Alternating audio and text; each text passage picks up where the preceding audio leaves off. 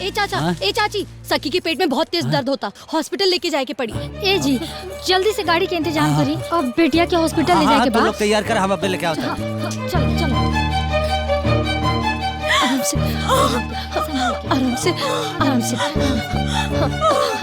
चल आराम से, लंबे लंबे सांस। सब ठीक हो, हिम्मत रखो।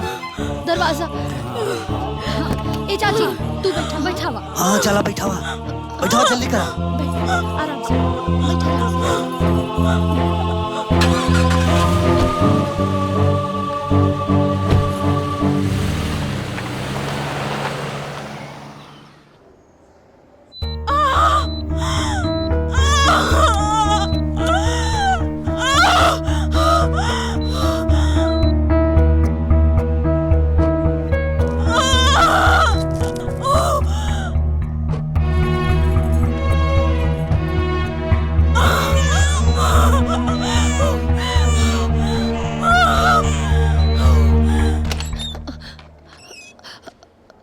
बधाई हो, लड़की हुई है।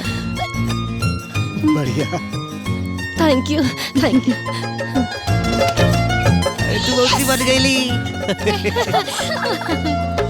का लड़की पैदा भइली है?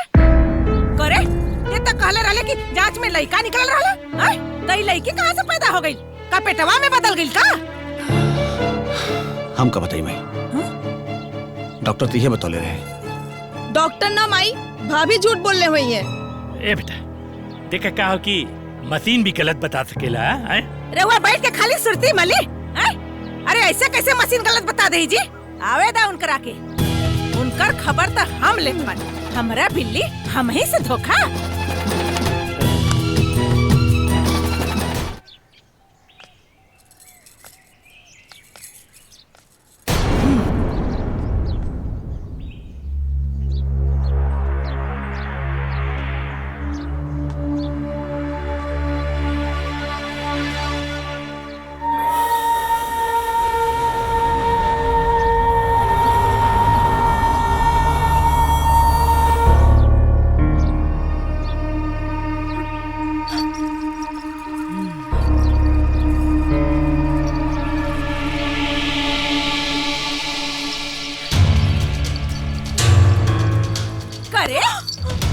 हमनी से इतना बड़ा झूठ बोली? पेटे में लड़की रहली है और ते लड़का बतौली? हम झूठ नहीं के बोली अम्मा जी, हमार विश्वास करी ना माई। एकरा बात पर बिल्कुल विश्वास मत करिया, ये बहुत बड़ चालबाज बाड़ी। एके ना एकर गलती के सजा मिले ही के चाहिए, नहीं तो एकर मन बढ़ जाई, फिर कुछ और कांड करी। हाँ बाबूजी सही कहत बाड़े।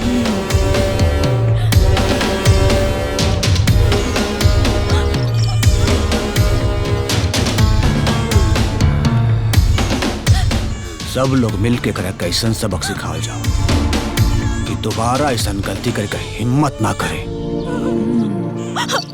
जी हमके माफ कर दी, हमके माफ कर दी अम्मा जी, हमसे बहुत बड़ी गलती हो गई जी, हमके माफ कर दी। अच्छा हमके माफ तो हमके माफ कर दे हैं? हाँ? श्वेता। हाँ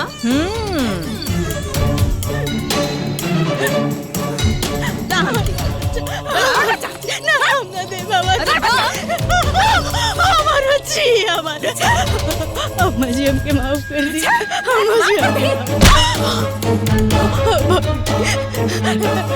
बाबूजी बाबूजी हमके माफ कर दी, बाबूजी हमके माफ कर दी, बाबूजी हमके माफ कर दी। माफी दे तेरा का, माफी दे रे। माफी ते जौन गलती कैले बाड़े ओकर माफी नहीं खे।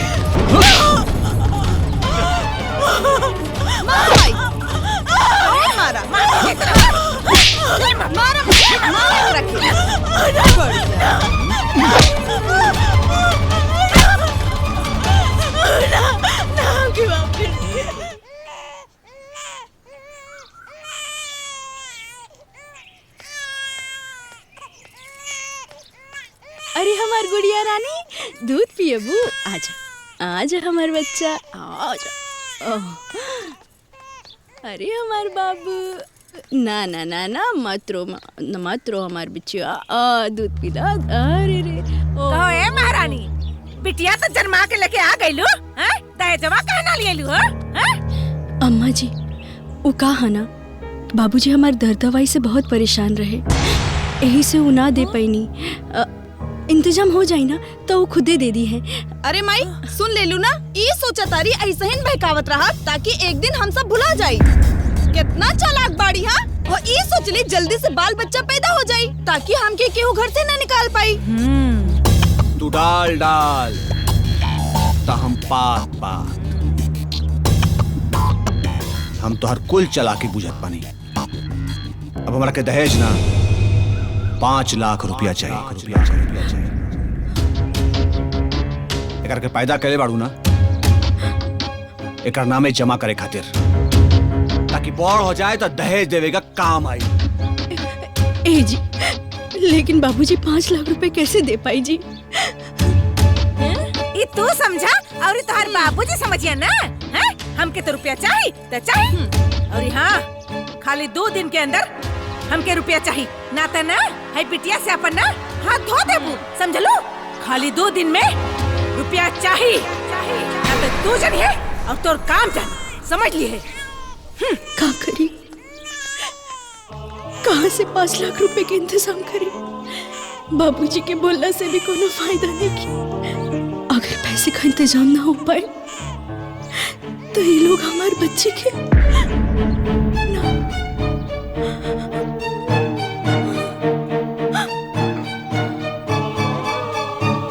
सखी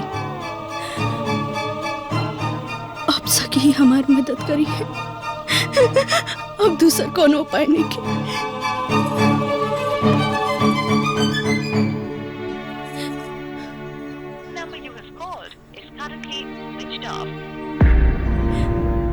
सखी के फोन स्विच ऑफ आ रहल बाटे, अब का करी? वॉइस मैसेज, हाँ वॉइस मैसेज भेज दे, जब सखी के फोन ऑन हुई तब पता चल जाए।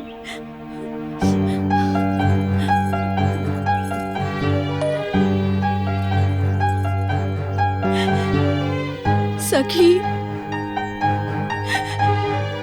हम बहुत परेशान बानी, हम आज ले अपना ससुराल वालन के बारे में तो से कुछ ना बताऊनी, हर बात छुपा के रखनी, यही खातिर हमके माफ कर दी। हमार सास ससुर ननद यहाँ तक कि हमार पति भी दहेज खातिर हमके बहुत सतावेले, सब मिलके हमके बहुत मारेले, हमसे कुल घर के काम करावेले,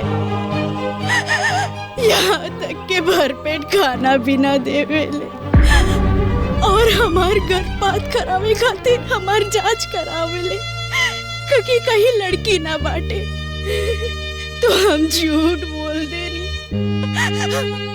कि हमार पेट में बेटा बाटे।